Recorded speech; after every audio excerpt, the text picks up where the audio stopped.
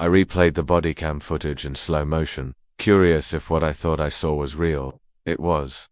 There she stood on her cryptic gravel road, eyes wild, shouting through a bullhorn, "Arrest him," all while her bulldozer operator hesitated steps away. But then her hesitation turned to shock in real time, because she realized who I was. But I should start from the beginning. I'm Deputy Chief Jake Ryland, Midville County Sheriff's Office.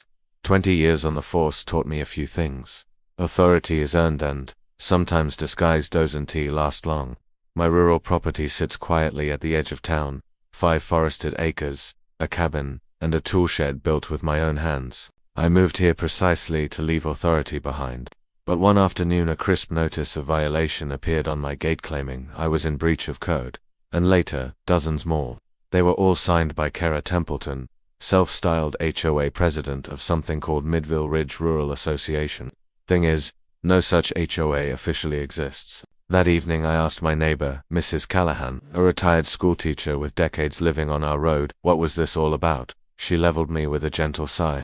Kara moved out here last year. She showed up carrying bylaws and forms, said she wanted to help develop our back roads. A few people signed, most refused, but she started sending notices immediately after. It's always been a control thing. I didn't react, not yet. I planned to let things reveal themselves. Until the day she arrived with a bulldozer. That morning, it was quiet.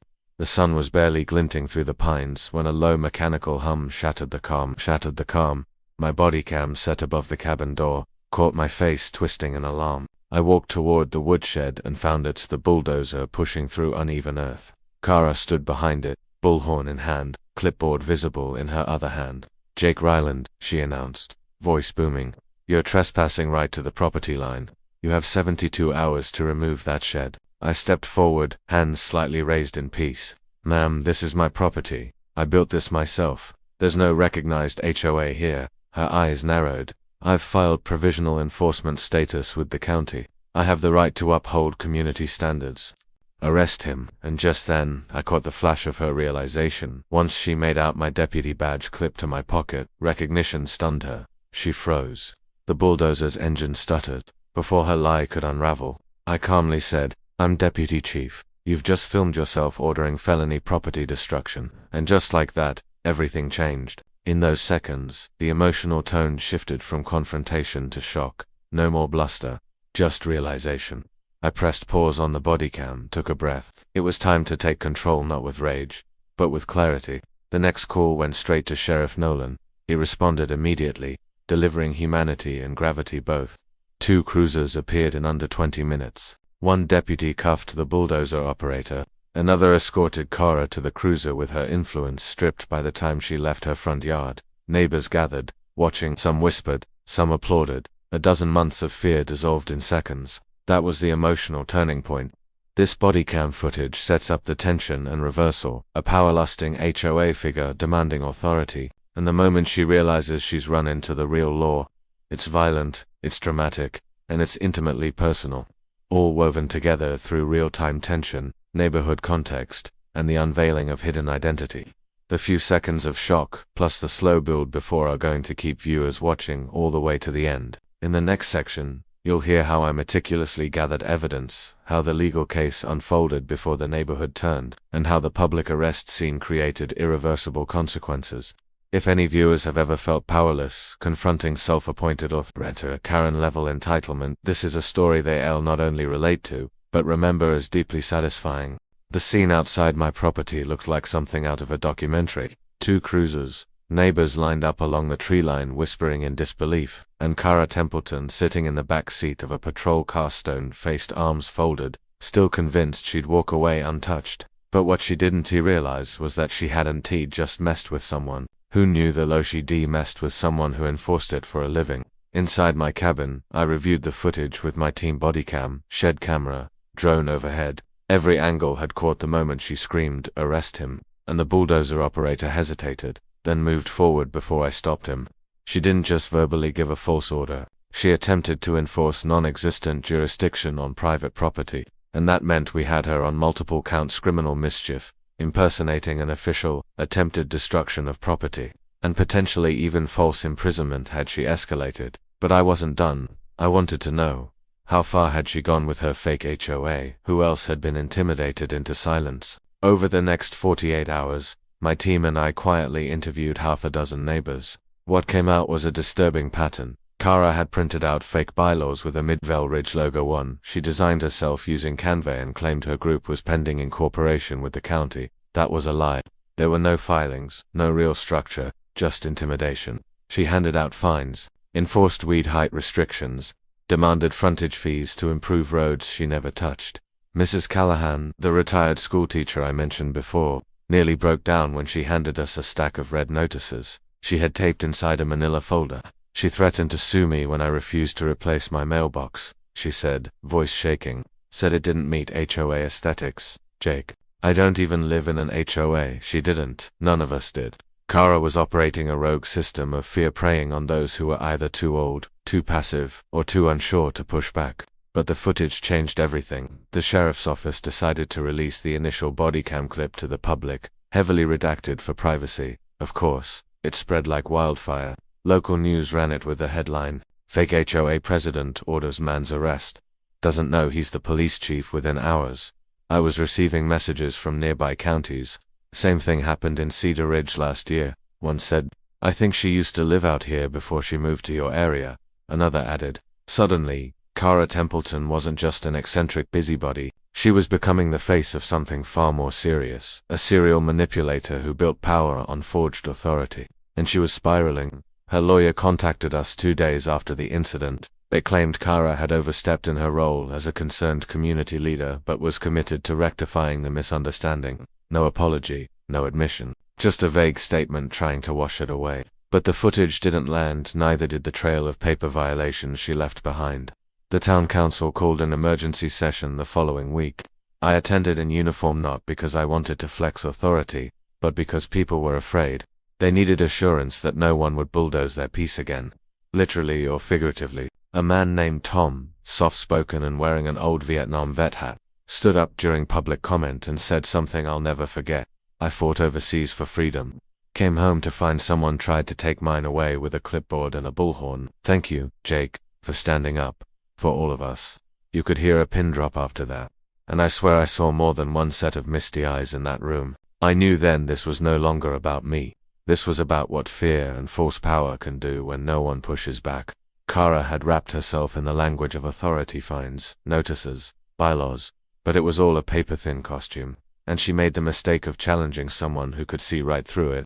That night, the sheriff asked me what I planned to do next. I told him I wasn't done, not by a long shot. I wanted a formal investigation, not just of Kara's actions, but of any property damage, extortion, or harassment linked to her HOA. I wanted the county records subpoenaed.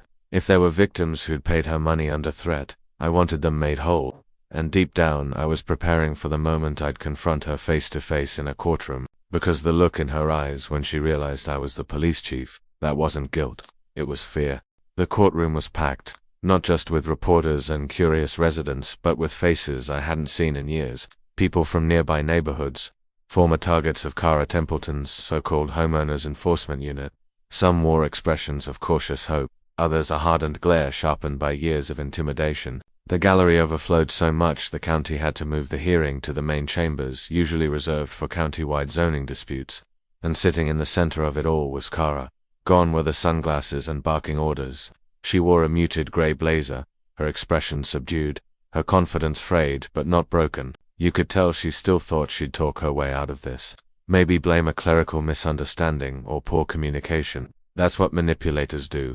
They rely on the system to be slow, indifferent, or forgetful. But this time, it wasn't. The judge, an old-school Marine-turned-legal mind, named Judge Donnelly, didn't waste a second. From the moment the clerk read the charges impersonating a government official, criminal mischief, falsifying legal documents, and attempted destruction of private property, he turned his eyes to Kara like a man peering over a stack of military case files. Sharp, cold, surgical. Kara's lawyer started with a weak defense, that Kara had reasonable cause to believe she was operating under legal HOA formation protocols. They tried to paint her as a misunderstood civic-minded woman, not a fraud, not a bully. But then came the evidence. Bodycam footage. The drone shot of the bulldozer creeping toward my shed. Her voice on the neighborhood WhatsApp group. "If he resists, I'll have him arrested."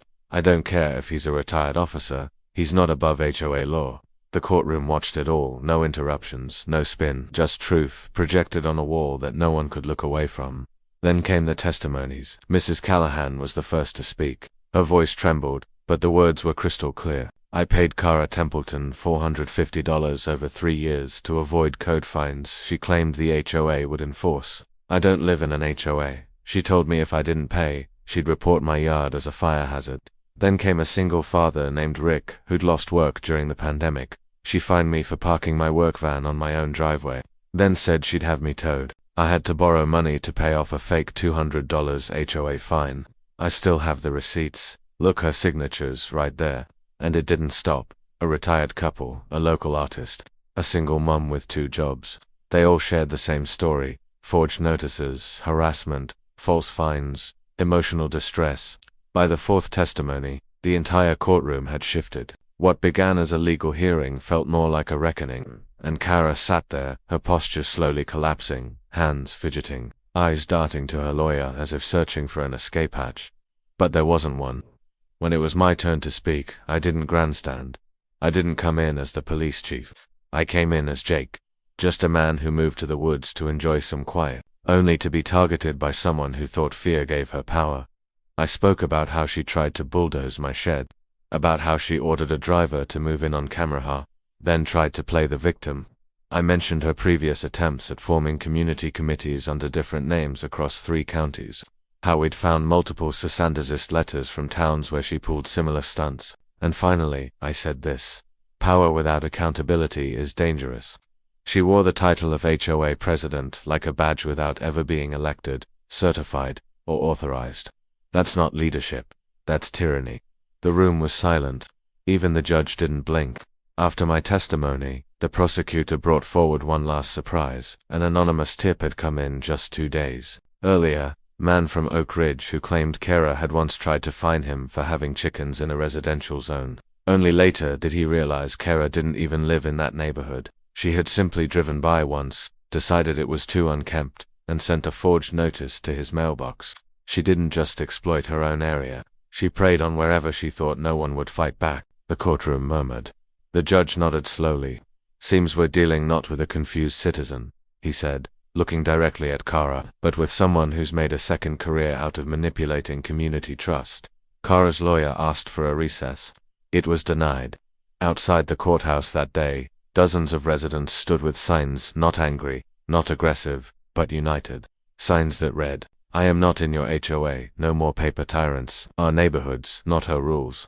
Someone approached me quietly and said, "We want to start a real community council, not a fake one. A volunteer network to help neighbors, not bully them. Will you help us?" I smiled. Kara had tried to tear us down, but in doing so she'd accidentally built something stronger, a real community. The day of sentencing arrived under gray clouds and soft rain fitting. Considering what was about to unfold, it had been 3 weeks since Kara Templeton's courtroom spectacle made local headlines. The media hadn't let go. Talk radio hosts ran entire hours debating how someone could fake an HOA and con dozens of working-class families into paying her fake fines. News outlets gave her a nickname, the paper warden, but it wasn't just talk anymore, this was sentencing. And everyone who had ever lived under her shadow was eager to see how justice would land. Inside the courthouse, the air buzzed with tension. You could feel it in the side glances between neighbors who used to avoid each other. You could hear it in the quiet foot shuffling from those once too afraid to speak. And Kara, she walked in with a posture made of glass, stiff, one crack away from shattering. Gone was the smug tilt of her chin. She wasn't wearing designer sunglasses anymore.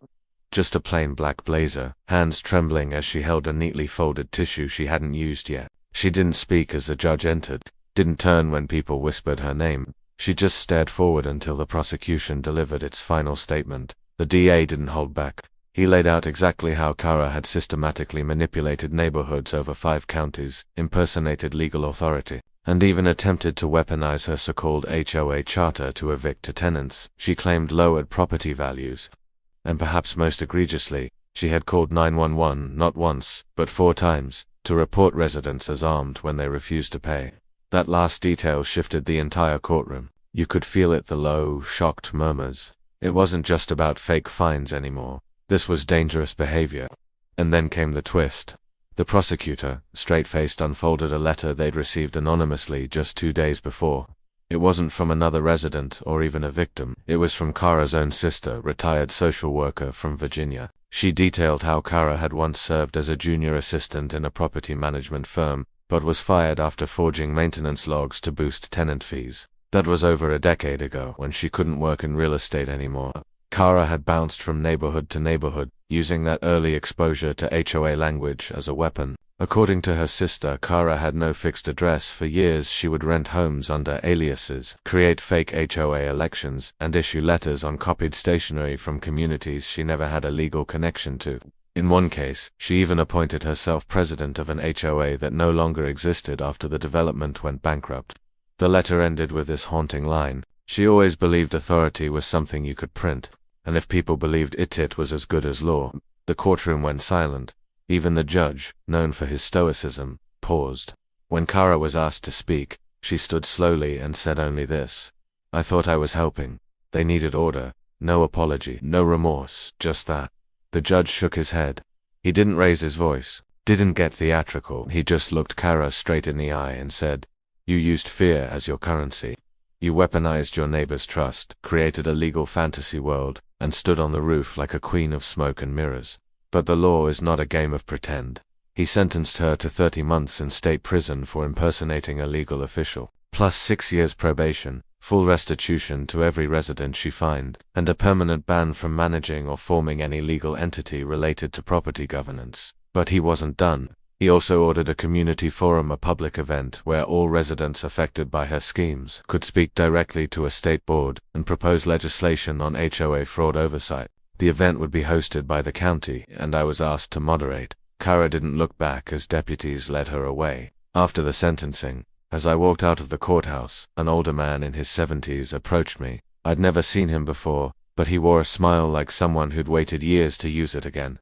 He nodded toward the courthouse and said, "She sent me a violation notice in 2019 for my American flag being too large. Said the HOA had height limits. There was no HOA. I told her to get off my porch. She came back with a clipboard the next day." He chuckled softly, eyes watering. "I thought I was alone back then, but today we all stood together." I didn't say anything right away, just clapped a hand on his shoulder and nodded.